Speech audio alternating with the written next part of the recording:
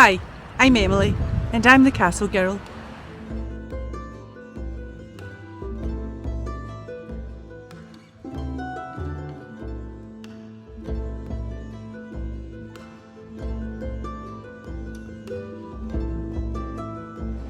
Today I'm at Greenan Castle.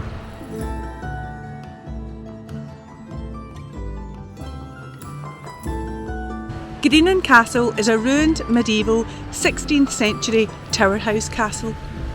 It's perched on top of a sea cliff on the western coast of the suburb of Doonfoot.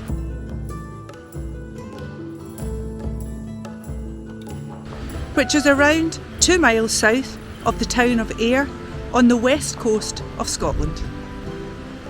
It looks across to the Isle of Arran, and to its left you can see the land jutting out. This is known as the Heads of Ayr.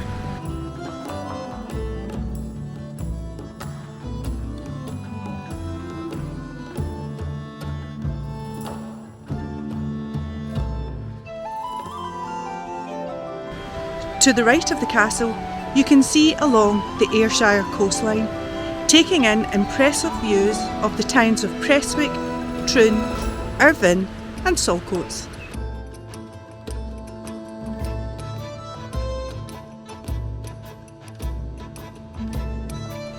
The remains of the castle that we can see today is believed to be built on top of an earlier Iron Age fortification. This would have dated back long before, between 750 BC and 43 AD. Going forward in time, the site housed a Motte and Bailey wooden castle during the 1100s, which was protected by a ditch surrounding the site with the entrance facing inland.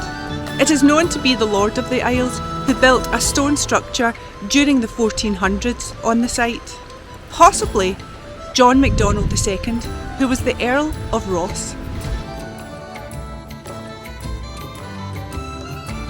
His lands were taken from him in 1476 for treason against James III of Scotland.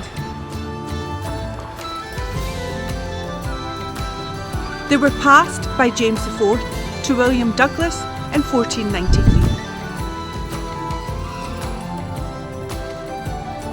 He was the son of the 5th Earl of Angus, Archibald Douglas. Some sources suggest MacDonald granted the lands of Greenan to John Davidson. This seems to have caused a dispute with the Douglas family. However, the Davidsons won out. The rectangular keep, measuring around 10 metres by 8 metres we see today, was possibly built by the Davidsons. It had 3 stories with a vaulted basement and a rooftop attic. The rooms would have probably been accessed by a turnpike staircase. There would have been a great hall on the first floor with windows on the 4 walls and a great fireplace. The upper stories are missing, but there are still remnants of rounded turrets on 2 of the remaining towers. The castle may well have had 4 towers at one time.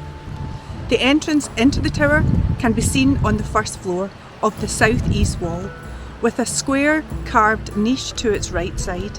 This may have contained an ornamental panel. The Davidsons sold Greenan Castle and estate to Paul Reid in 1576. He then sold it to John Kennedy of Balterson in 1588. The remains of the tower house and the foundation were possibly built or extended to by the Kennedys around the early 1600s. You can see some remains of a wall protecting the inner courtyard, which would have housed the outbuildings to the tower house, such as the kitchen, brewhouse and stables.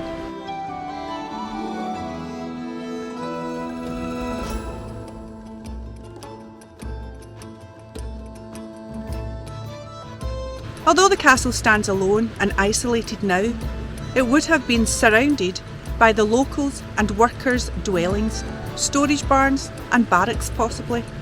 This would have been a beneficial site for both trade and domestic purposes. Due to its position on the seafront, where trade ships would pass by regularly.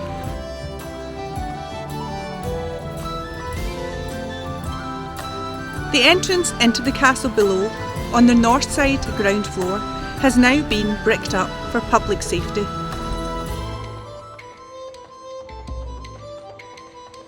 Above it is a lintel with the inscription JK 1603 FMD, dedicated to John Kennedy and his wife Florence McDowell on completion.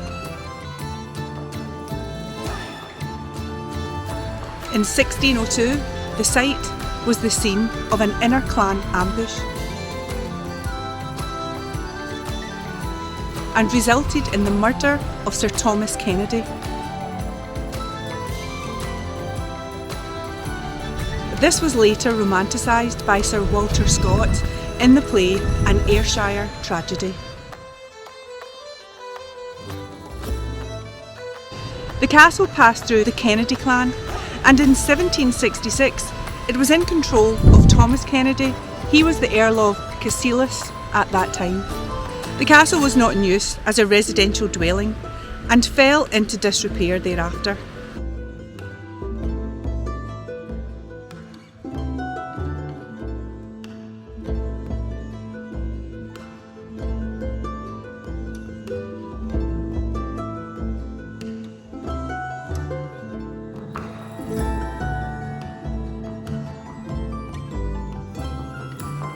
It's unclear who the current owners of Greenan Castle and estates are today. However, Ayrshire Council state that an American bought the title Baron of Greenan, and along with that came the castle.